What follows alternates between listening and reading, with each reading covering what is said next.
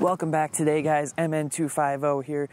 Today we've got kind of a sad day. And no, I did not trade my motorcycle in for this 2019 Dodge Grand Caravan SXT.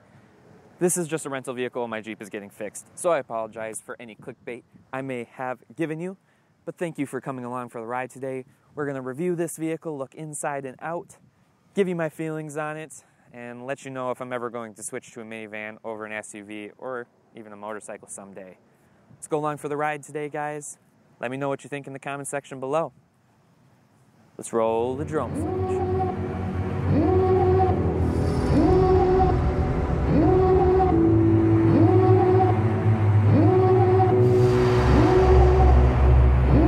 Devil in a red dress, call 911, I'm a killer.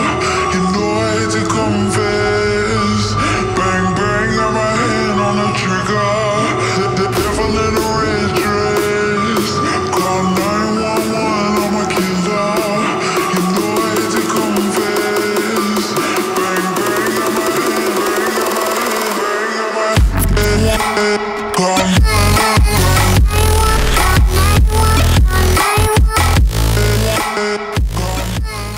Stated today, we have a 2019 Dodge Grand Caravan for our viewing pleasure. The 2019 Dodge Grand Caravan finds its roots back in 2008 when Dodge created this minivan along with its partner, the Chrysler Pacifica.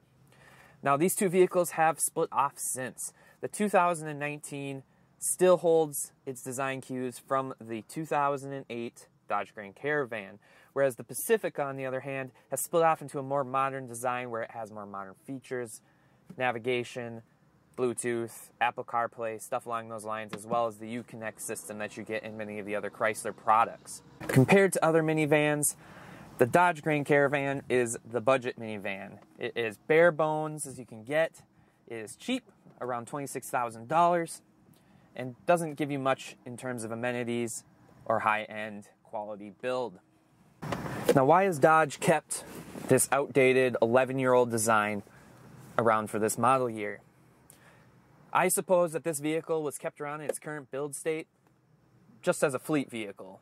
Now, this is a rental car, and pretty much every time I've brought my Jeep in for repairs at the Chrysler dealership, they've either given me one of these or the rental company they've rented from, because they're out of rental cars, has given me one of these.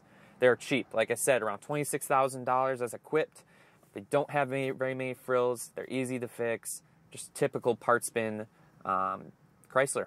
This vehicle is a 7-seater vehicle with power-operated side doors, power-operated tailgate. Now, one of the coolest things that the Grand Caravans offer is the stow and go seating. So let's go ahead, let's jump to the back of the car, and let's see if we can get the stow and go to work. I haven't actually even tried it yet, so let's go. Alright guys, now that we're around the back of the Great Grand Caravan, let's go ahead and see if we can figure out how to do the stow and go seating. Alright, as you can see, you've got a couple different numbered levers which make it nice and easy. So we're going to pull number 1. Number 1 releases the headrests, which are already down. Then we'll release number 2. Then we'll release number 3. That lowers it all down. Pretty sweet. Ta-da! And that's how you do it. Pretty simple, all said and done. Chrysler's stow and go seating. A quick check of the rear seat of the vehicle demonstrates that it does have ample legroom for a fully sized adult. I'm about 5'10". With the seat in the front seat in its current position, I sit back here rather comfortably. Now, some comments about the quality in the interior in this vehicle. Well, there isn't a lot of frills. Your left armrest here is just a rubber and plastic armrest. Same thing with your right side. You get minor adjustments in the rear, such as recline. But other than that, it is very basic. You do down here have a button to open and shut the door.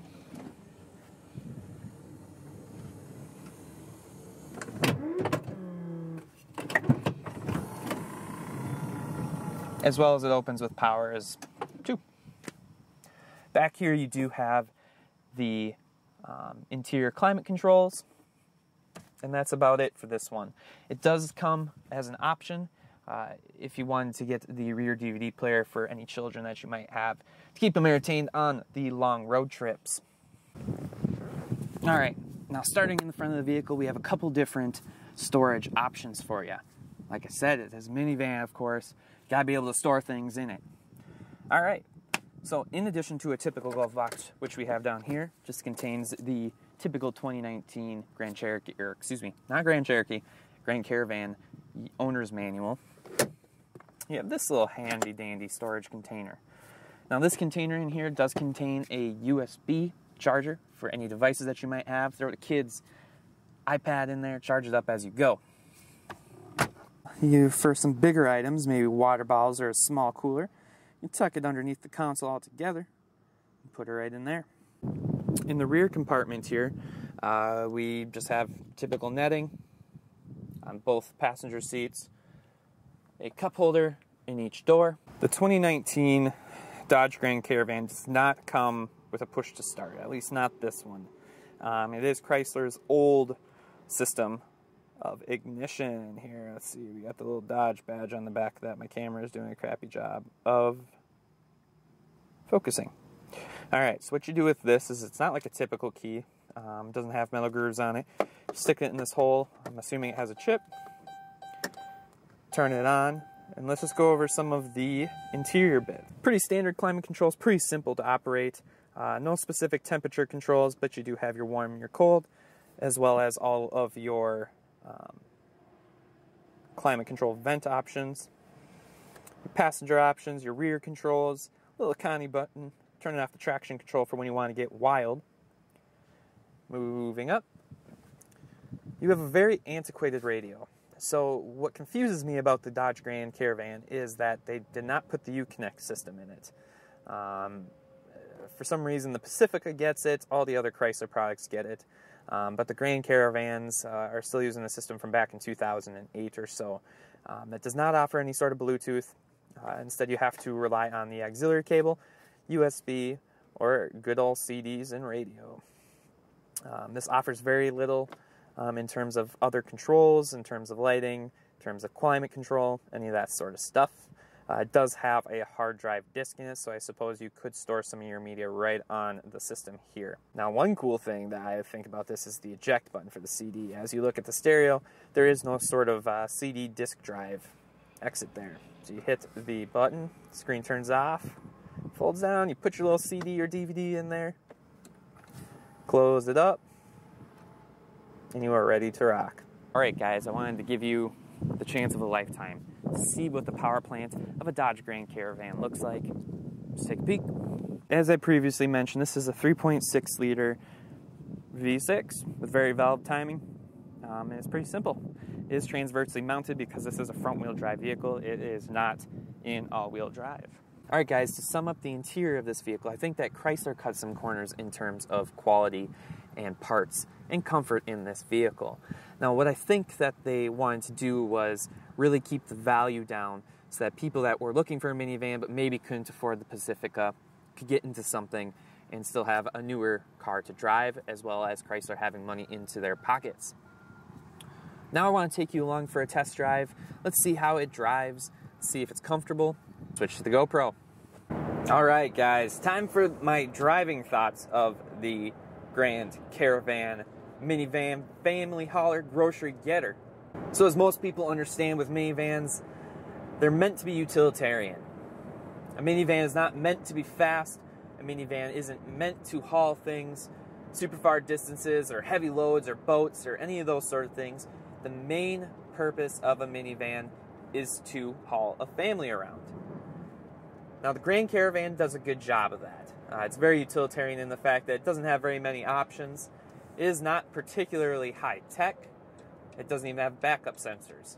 What this minivan does well is it hauls 7 people around in moderate comfort for the cheap price of around $26,000. I have always said throughout my driving life that I would never get a minivan for a couple of reasons. One, I think that they're rather unattractive, especially this minivan. I think that is outdated in terms of its style. I think the Pacifica outclasses it in a number of ways, whether that be smooth body lines, attractive wheels, attractive everything, you know, interior comfort items. In terms of driver comfort, this vehicle is pretty comfortable. The seats are nice and plush, has kind of a faux suede insert as well as leather. Suspension seems rather soft. With plenty of body roll, you're not going to be shaking up the baby, having them puke everywhere when you're driving around in this beast. Throttle response is pretty good. It does have quite a bit of pickup for what it is. Seating position, visibility are all things that this vehicle shines at. I can see all around me, no problem. The rear window is huge. The mirrors are huge. Everything about this thing is huge. The things I don't get about the minivan life are is why wouldn't the people that are needing 7 rows of seat buy a Tahoe or a Suburban or many of the other crossover options that you have that offer the 3rd row seating. I get that the doors are a huge plus for people that maybe have to put car seats in and out of cars, but I just don't get it. You can definitely drive a more attractive, more powerful, more fun vehicle than what the Dodge Caravan or any other minivan for that fact offers. Interior options that I wish they would add to this vehicle is the 8.4-inch Uconnect system that basically every other Chrysler product or Fiat Chrysler product offers. But what can I say? There really isn't much else about this car. It is just a standard minivan. It's a fleet car. It is cheap. It is made cheap. It offers everything you can need to just basically get people around. Haul your people, haul your groceries. You could even use it to haul, you know, stuff for your house that you may need. Pieces of furniture just due to that stow and go seating that you get. So I offered up to you today, guys. The question of the day is, what kind of vehicle would you have instead of a minivan? As always, let me know in the comment section below what you think. I like this to be a conversation. And just one last chance at apology. Do want to apologize for giving you guys that clickbaity title up above. I just wanted to make it fun. It did end up scaring my mother-in-law and in-laws in general. They thought I was going to be having a baby or that I traded in a motorcycle in reality for this, which I wouldn't do. I'm going to be on 2 wheels as long as I can possibly be on 2 wheels. But as always, I love you. Keep the rubber side down. Like, comment, and subscribe. And we'll see you next time. Call 911, I'm a killer.